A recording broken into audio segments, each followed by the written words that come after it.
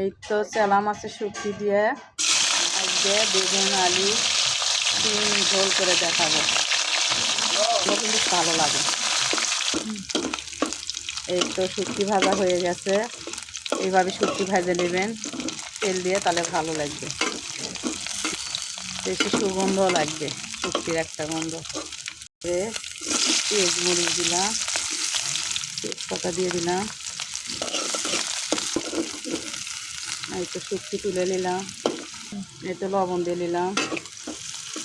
ভিন্ন রকম করে এক এক রকম করে খাবেন। যে কোনো তরকারি রান্না করবেন, যেভাবে রান্না করবেন ওইভাবে রান্না করবেন, অন্যরকম করে রান্না করবেন, দেখুন মজা লাগবে। রসুন বাটা দিলাম একটু,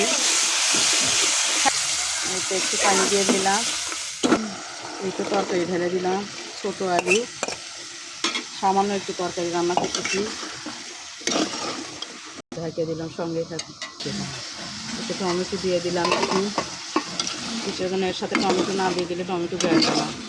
কাঁচা ভাত তো ওপরে একটু সামান্য একটু লাল, সেই জন্য কাঁচামরিচের তরকারি, ঠিক আছে, কালার আসবে না হয়তো।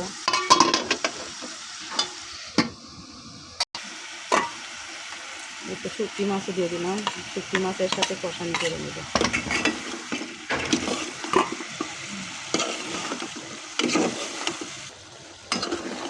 এই তো আমার শুটকি ঝোল, আলু বেগুন টমেটো কষানো হয়নি, আরও একটু কষাবো, তারপর একটু ঝোল দিয়ে দেবো।